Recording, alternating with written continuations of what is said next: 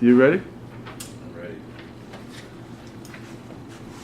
You're sleeping in your bed and you're having a bad dream. One that you wake up to find out is just a dream. You're really relieved that it was just a dream. We've all experienced bad dreams like that.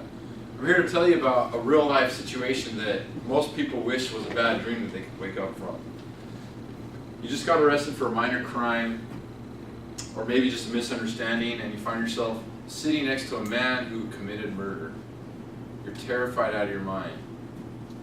Imagine yourself in a room of over 100 people, 80% of which are known gang members who could care less about what you've done or why you're there, and are probably pretty happy to be there.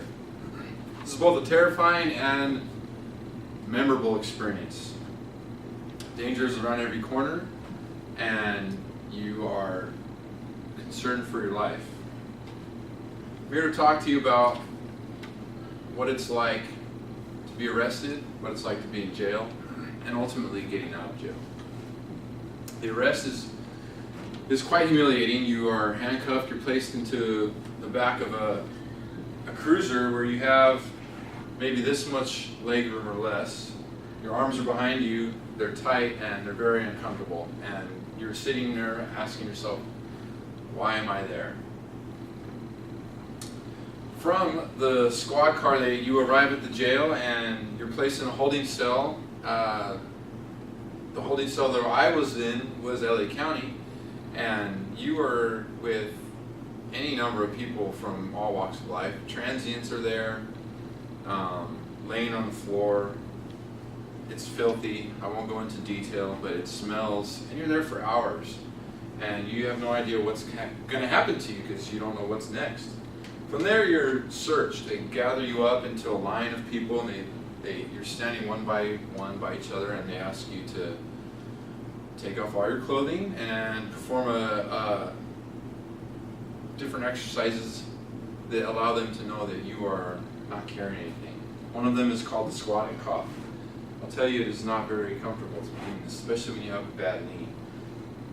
After that, you're placed in more holding cells, and you're housed there until they find a permanent place for you, which could be a dormitory of anywhere from 50 to 100 people, again with dangerous criminals or people who just got caught in the wrong place at the wrong time. Some of the people are innocent.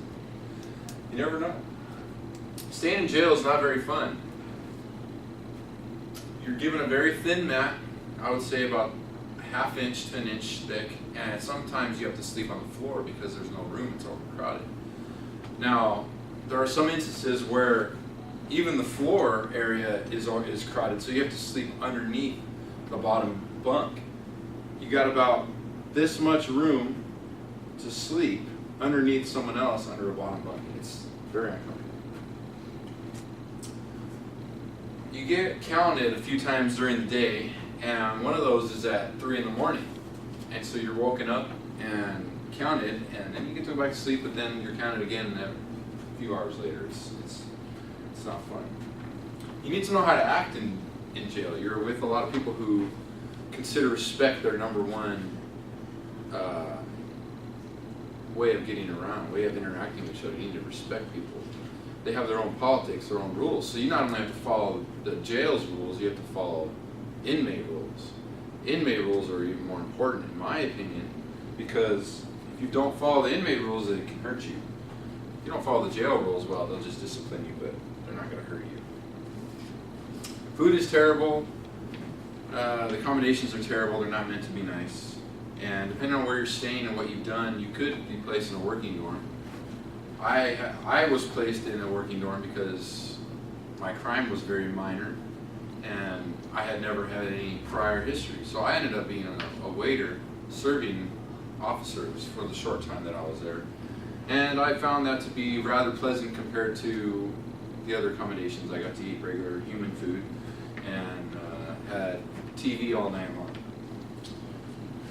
Once you've won your case, or they've realized you're not guilty or you are guilty and you've served your sentence, the release is coming up, and that's what everybody's anticipating. They announce your release, they ask you to roll it up, is what they call it. You get your gear, you get your stuff, put it in a bundle, and you leave the jail. I can tell you from first-hand experience, this is a moment of exceedingly joy. You get to leave, you're leaving that filthy place, and you're free and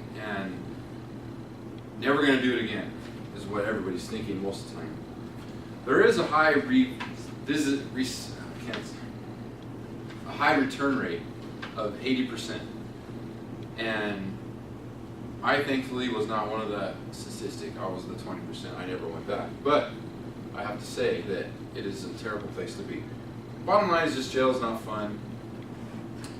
You need to follow rules, inmate rules, jail rules. It's dirty, it's cold, it's dangerous. You always have to watch your back, and you never know what's going to happen the next day.